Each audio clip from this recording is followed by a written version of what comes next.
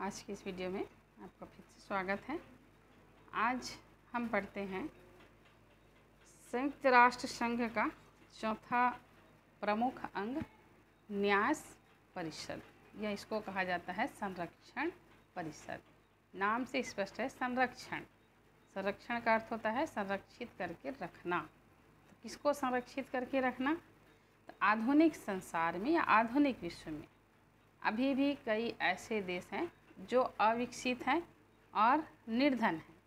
इनके निवासी जो है अल्प शिक्षित हैं और जो अपने आप को अपने देश का संचालन करने के योग्य नहीं पाते हैं। उनको देश संचालित करने के लिए किसी से सीखने की ज़रूरत है।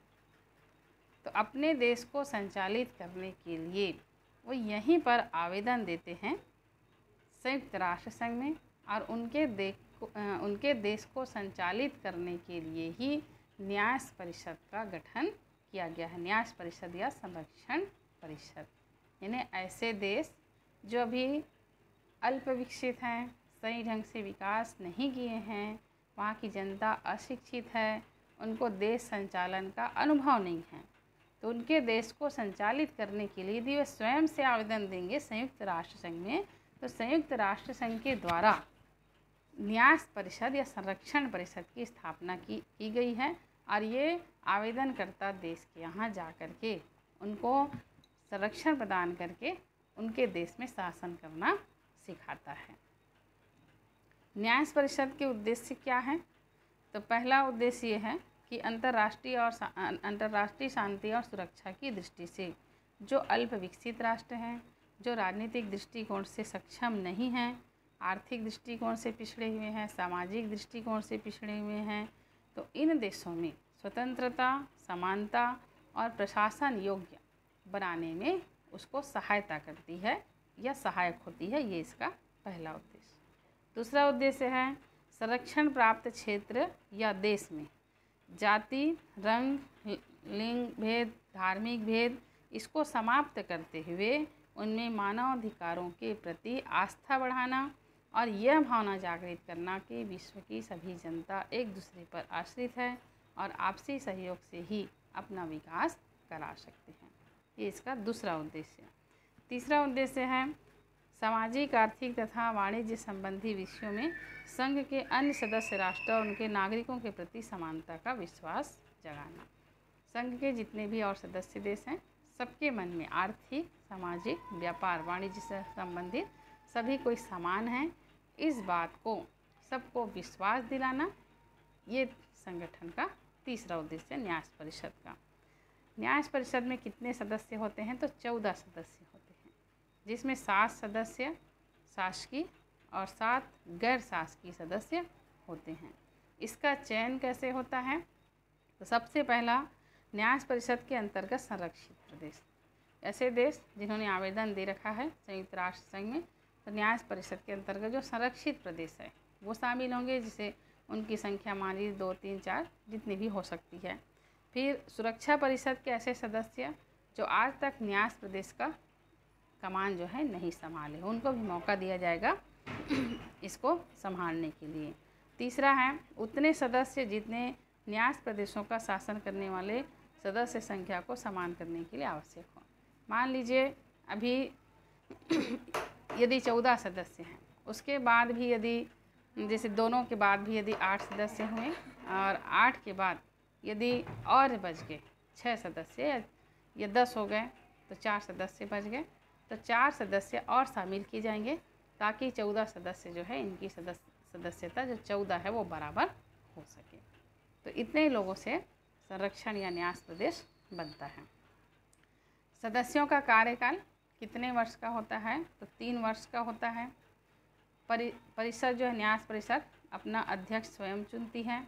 इनका कार्यकाल 1 वर्ष का होता है। परिषद की बैठक वर्ष में 2 बार होता है और आर्थिक एवं सामाजिक परिषद से ये संलग्न रहती है ये संस्था। डॉक्टर आशीर्वाद का ये परिभाषा बहुत ही सटीक बैठता है कि सुरक्षा परिषद का लक्ष्य विश्व को अभाव से मुक्त कराना है। सुरक्षा परिषद का मेन लक्ष्य है, उद्देश्य है कि विश्व में सभी जनता को, सभी देशों को अभाव से मुक्त कराना है। इसके लिए न्यास परिषद और आर्थिक एवं सामाजिक परिषद का विशेष योगदान होता है। परिषद के कार्य क्या है? तो सबसे पहला कार्य होता है, परिषद संरक्षण प्राप्त देशों में अपने पर्यवेक्षक भेजकर यह पता लगाती है कि उक्त प्रदेश का शासन संरक्षण के शर्तों के अनुसार चलाए जा रहे हैं या उनमें और सुधार की आवश्यकता है।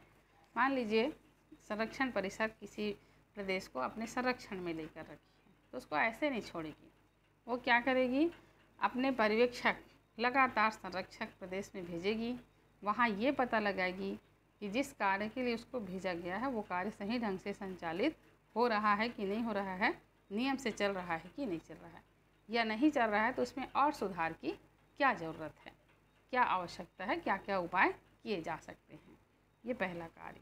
दूसरा है, संरक्षण प्राप्त देशों का वार्षिक प्रतिवेदन प्रशासनिक अधिकारी से प्राप्त कर उस पर विचार कर परिषद एक पृथक प्रतिवेदन तैयार कर अपनी टिप्पणी और सिफारिश के साथ उसे महासभा को सुरक्षा परिषद को सौंपती है। परिषद क्या करती है कि जो अधिकारी संरक्षण या न्यास परिषद में गया है काम करने के लिए, उससे क्या करती है? वार्षिक प्रतिवेदन तैयार करवाती है। उससे प्रतिवेदन लेके संरक्षण परिषद स्वयं एक अलग से प्रतिवेदन बनवाएगी उसके आधार पर, और उस प्रतिवेदन को महासभा में भेजेगी और महासभा में और सुरक्षा परिषद दोनों को सौंपेगी, ताकि उन दोनों को पता चले कि हाँ संरक्षण परिषद सही ढंग से काम कर रहा है कि नहीं कर रहा है। और तीसरा अंतिम है, संरक्षण प्राप्त देशों की जनता को शासन के विरुद्ध शिकायत भेजने या प्रार्थना पत्र भेजने के अधिकार के अंतर्गत प्राप्त शिकायतों और प्रार्थना पत्रों पर विचार कर उनका निराकरण करती है। संरक्षण प्राप्त देश की जनता यदि उनको ऐसा लगता है कि संरक्षण परिषद सही ढंग से काम नहीं कर रहा है, तो वो एक शिकायती पत्र कहाँ भेजेगी? न्यास परिषद में भेज सकती है। और अपनी प्रार्थना भेजने के अधिकार के अंतर्गत फिर जैसे न्यास परिषद में यदि कोई देश की जनता शिकायत कर दी, तो उनके शिकायत को प्राप्त करने के बाद न्यास परिषद क्या करेगी?